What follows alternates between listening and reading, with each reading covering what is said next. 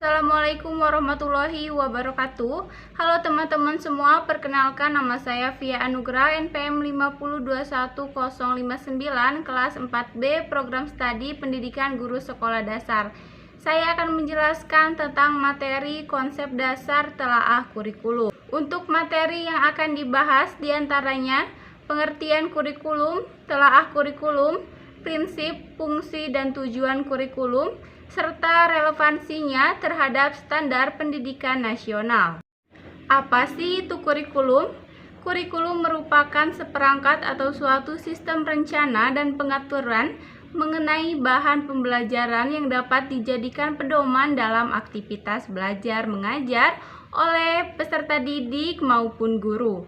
Dengan adanya kurikulum juga, kita bisa mengetahui kemana tujuan sebuah pendidikan itu. Kurikulum hukumnya wajib ada di setiap institusi pendidikan. Telaah kurikulum merupakan seperangkat rencana dan pengaturan tentang kompetensi dan hasil belajar yang harus dicapai oleh siswa, penilaian kegiatan belajar mengajar, dan pemberdayaan sumber daya pendidikan dalam pengembangan kurikulum yang ada di sekolah. Selanjutnya, prinsip kurikulum. Prinsip kurikulum adalah sesuatu yang mendasar yang harus dijadikan perhatian karena mempunyai sifat mengatur dan mengarahkan. Prinsip kurikulum ini juga digunakan sebagai pengembangan kurikulum. Nah, pengembangan kurikulum sendiri adalah proses merencanakan dan menghasilkan alat yang lebih baik lagi berdasarkan hasil penilaian dari kurikulum yang telah diterapkan sebelumnya. Prinsip kurikulum terbagi menjadi dua, yaitu prinsip umum dan prinsip khusus. Baik, untuk yang pertama, prinsip umum dibagi menjadi beberapa bagian. Yang pertama, prinsip relevansi dapat diartikan kesesuaian atau keserasian pendidikan dengan tuntutan kehidupan. 2. Prinsip kontinuitas, yaitu kurikulum dikembangkan secara berkesinambungan, tidak terputus-putus. Artinya, bagian aspek materi dan bahan kajian disusun secara berurutan, tidak terlepas melainkan satu sama lain memiliki hubungan fungsional yang bermakna sesuai dengan jenjang pendidikan. Yang ketiga, prinsip fleksibilitas, artinya luas, mudah disesuaikan, mudah diubah, dilengkapi atau dikurangi berdasarkan tuntutan dan keadaan pendidikan yang ada.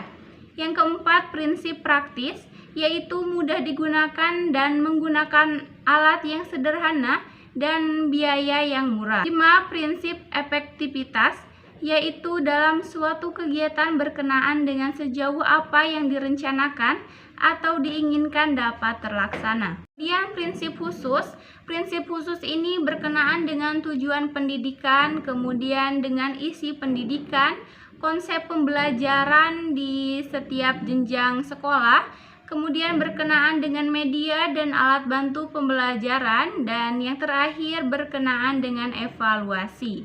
Selanjutnya, apa sih fungsi kurikulum? Fungsi kurikulum yang pertama, fungsi untuk guru sebagai pedoman kerja dalam menyusun dan mengorganisir pengalaman belajar pada anak didik, dan juga dijadikan pedoman untuk mengadakan evaluasi terhadap perkembangan anak didik dalam rangka menyerap sejumlah pengalaman yang diberikan. Kemudian fungsi untuk peserta didik. Kurikulum ini membantu peserta didik mempersiapkan dirinya serta mengukur kemampuan yang dimiliki.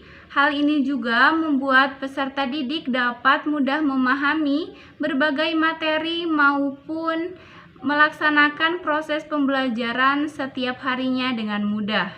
Tujuan kurikulum yang pertama sebagai alat pendidikan untuk menghasilkan siswa yang berintegrasi. Kemudian yang kedua, untuk memeratakan pendidikan dalam negara. 3. Membimbing serta mendidik siswa agar menjadi pribadi yang cerdas, berpengetahuan tinggi, kreatif, inovatif, bertanggung jawab, dan siap masuk dalam kehidupan bermasyarakat. Kemudian relevansinya kurikulum dengan standar pendidikan nasional. Kurikulum harus memiliki kesesuaian antara standar pendidikan nasional karena untuk memudahkan sistem rencana dan pengaturan mengenai pembelajaran yang nantinya akan dijadikan sebuah pedoman bagi guru dan peserta didik dalam menjalankan aktivitas belajar mengajar.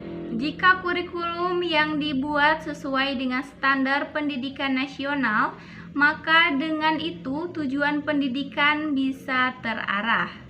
Oke, mungkin itu saja penjelasan tentang materi konsep dasar telaah kurikulum. Semoga bermanfaat. Saya akhiri. Wassalamualaikum warahmatullahi wabarakatuh.